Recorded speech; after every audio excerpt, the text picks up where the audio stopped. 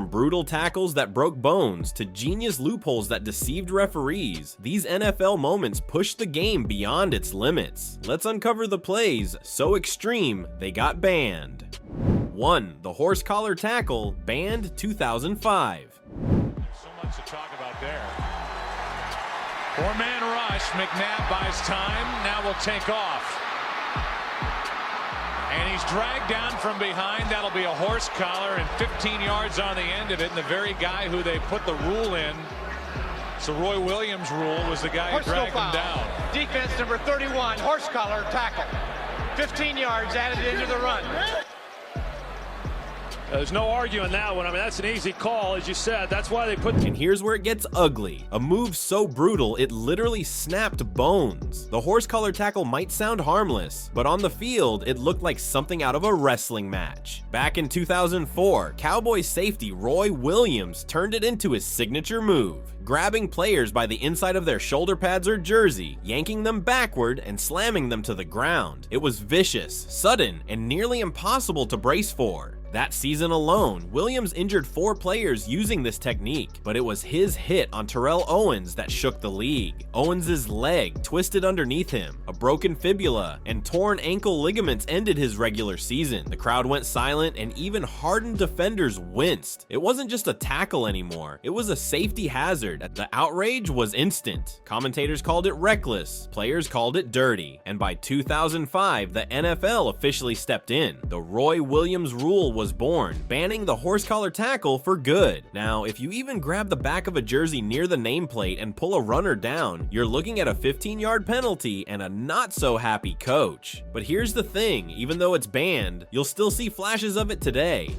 Old habits die hard, and when a running back breaks free, instincts sometimes take over. What do you think? Should it still be banned, or was it just part of football's rough nature? 2. The head slap, banned 1977. This move, one blow upside the head, another blow upside this head, another blow here, and in here, right there. That's the killer. You got to do that 1, 2, 3. It's just like a dance step. 1, 2, 3, boom. Just when you thought things couldn't get rougher, here comes Deacon Jones, the man who turned violence into an art form. They called him the Secretary of Defense, but his opponents called him something else, a headache, literally. The head slap was Jones's secret weapon. Every snap, he'd explode off the line, smack the offensive lineman across the helmet, and blow right by them before they knew what happened. He once said it himself, it was inspired by Muhammad Ali's quick strikes. It's like a dance step, he laughed in an interview. 1, 2, 3, boom. Back in the 60s and early 70s, this was perfectly legal. Imagine being a 250-pound lineman trying to block a 6'5", 270-pound monster who just rang your bell every play. Jones left opponents dizzy, seeing stars and clutching ice bags after games. Some even suffered permanent damage. Guys like Joe DeLamielleure and Gene Hickerson still talked about how painful those battles were decades later, but the NFL couldn't ignore it forever. By 1977, 3 years after Jones retired, the league had had enough. They outlawed the head slap completely, calling it dangerous and unsportsmanlike. Deacon's response: "It was the greatest thing I've ever done. When I left, they outlawed it." It's wild to think that what made him great is exactly what got banned. But hey, that's the price of being a legend who hits too hard for his own era. 3. Jumping the line, banned 2017.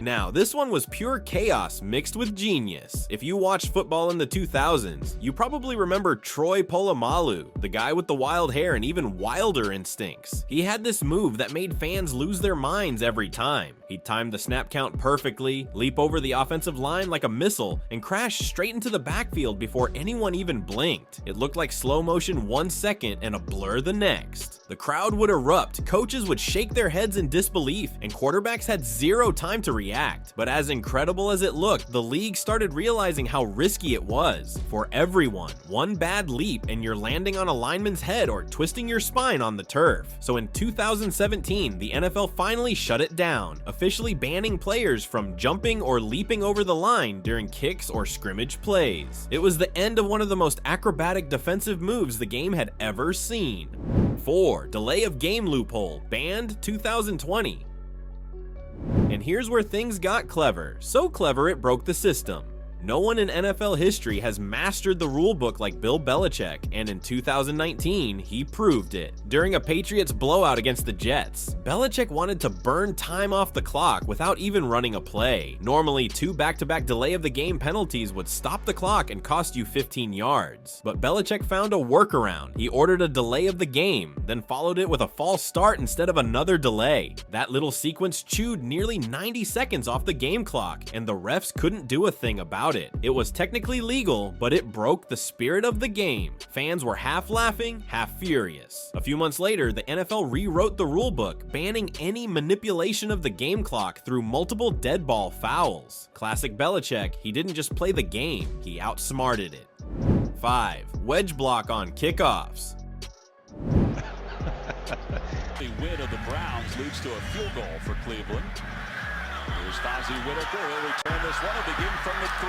Try to find some blockers. Just when you thought kickoffs couldn't get any rougher, here comes the wedge. Imagine 2 or 3 massive blockers sprinting shoulder to shoulder, forming a human wall to clear a path for the returner. That was the wedge block, a move so powerful it turned kickoff returns into demolition derbies. By 2008, 30 of 32 teams were using it, and the injury reports were piling up. Concussions, broken ribs, torn ligaments, you name it. The collisions were so violent that players were stretched almost every week. It wasn't a strategy anymore, it was survival. In 2009, the NFL had seen enough. The league officially banned wedge formations, declaring that any group of 2 or more blockers within 2 yards of each other was illegal. It ended one of the most dangerous traditions in football, and probably saved more than a few careers. 6. Hip drop tackle.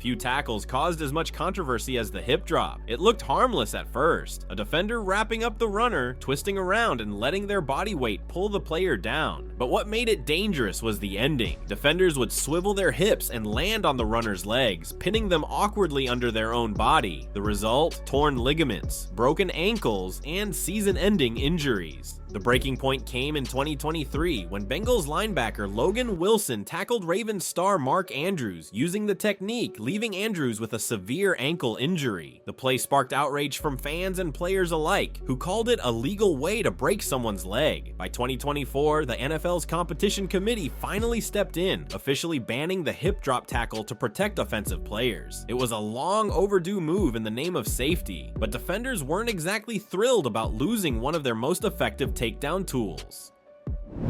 7. Crackback block, banned 2012.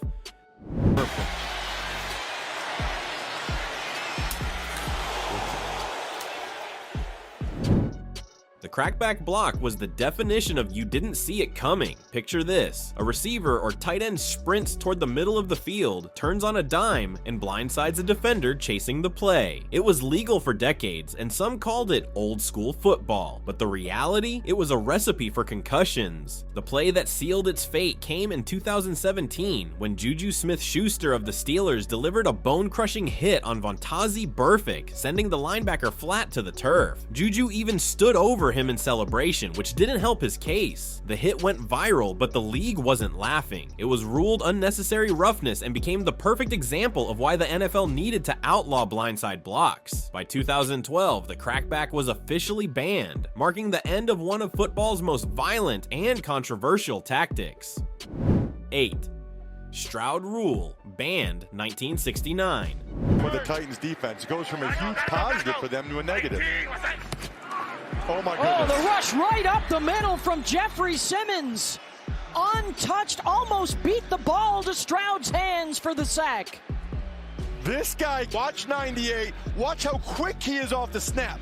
He is gone. I think they were trying to wham him with... Now this one's from way back, and it's one of the strangest rules ever banned. In the late 1960s, the Kansas City Chiefs had a tight end named Morris Stroud, who stood an incredible 6 feet 10 inches tall, taller than most goalposts at the time. During field goals, Stroud discovered a loophole no one had thought of. He'd stand under the uprights and jump up to swat the ball away like a basketball player blocking a shot. It was smart, hilarious, and totally legal for a while, but after Stroud disrupted a few kicks using his freakish height, the NFL had to step in. They introduced what became known as the Stroud Rule, banning any player from leaping to block a kick at or near the goalpost. It officially outlawed goaltending in football, all thanks to one towering genius who literally reached too high. 9. The Holy Roller, banned 1979. This one looked like pure chaos. In 1978, the Oakland Raiders pulled off one of the most controversial plays ever, later called the Holy Roller. With seconds left, quarterback Ken Stabler fumbled the ball forward, and teammates Pete Banaszak and Dave Casper accidentally kicked and pushed it into the end zone for a game-winning touchdown against the Chargers. Fans went wild, but the league saw it for what it was, an intentional fumble trick. By 1979, the NFL changed the rule. Only the original fumbler can advance the ball. The era of rolling miracles was over. These plays shaped the NFL we know today. Every ban, every broken rule made the game safer, smarter, and more strategic. But who knows? Maybe the next great innovation will come from another moment so crazy the league will have to ban it too. Like, share, and subscribe for more.